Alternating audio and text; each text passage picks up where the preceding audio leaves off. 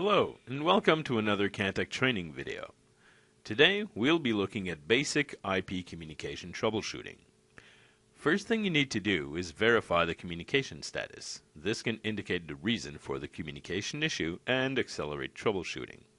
Go to Operation, Site and Connection to verify the communication status. There are several possible messages. We'll only be looking at the most common. Gateway not connected.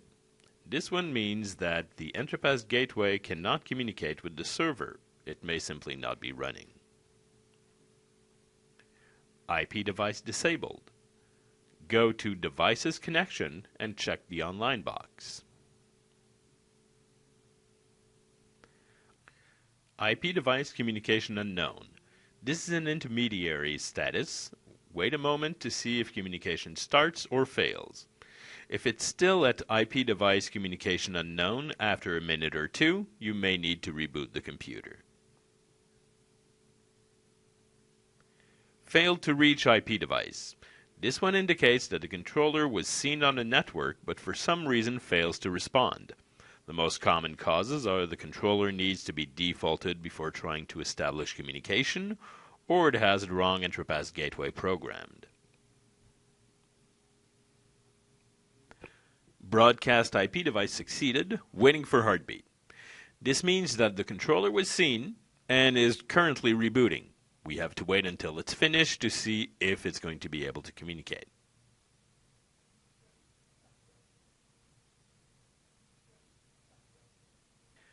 IP device communication failed.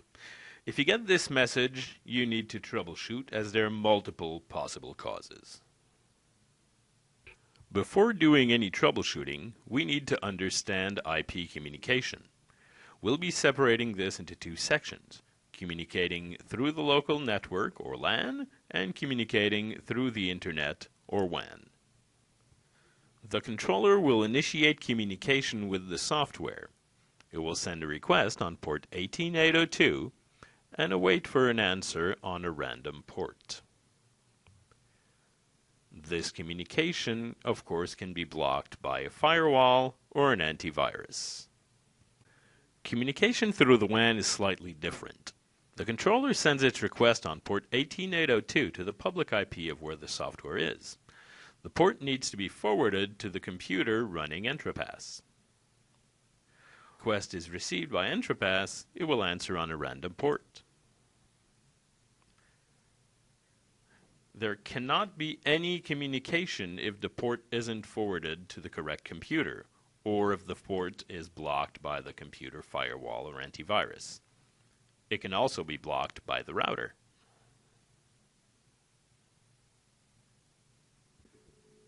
The very first step in troubleshooting an IP communication issue is gathering information. We will need all this to be able to troubleshoot correctly. Open a command prompt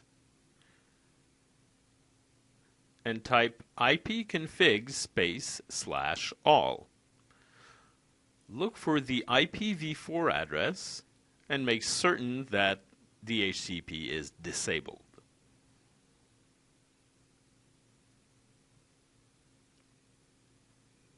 Go to Devices, Gateway, select your gateway, and go to Default Public IP Address. Make sure you've got the same IP address that you just wrote down.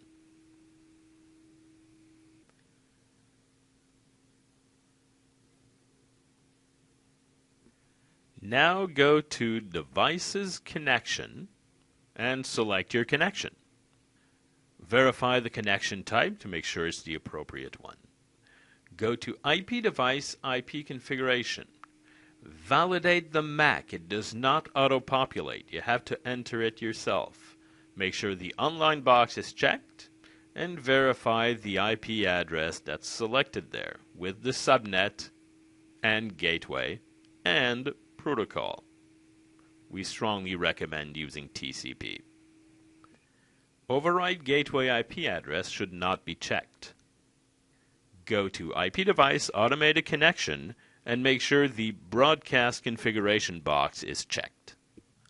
Under Special Edition, go to Devices, Application, select your workstation, and you will find your EntraPass gateway at the bottom right. You can use KT Finder to validate the information inside the controller. Stop your gateway and start the KT Finder program. Select your device and enter the MAC address. Here you will see your EntraPass gateway and the controller information. If the controller has already communicated, you won't be able to change any information. You may have to default the controller. If you suspect there's an IP conflict, open Command Prompt and ping the IP.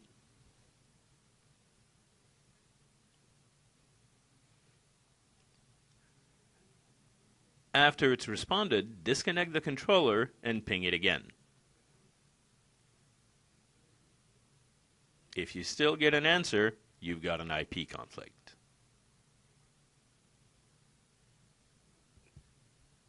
We can test the TCP port 18802 by using the telnet function.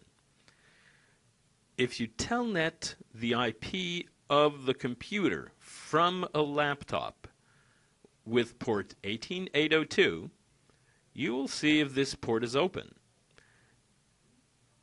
In this case, telnet is failing. That means it could be blocked by the antivirus or the firewall. If you test the port successfully, you'll see that what you get is a blank screen with just a cursor flashing. This indicates the port is open.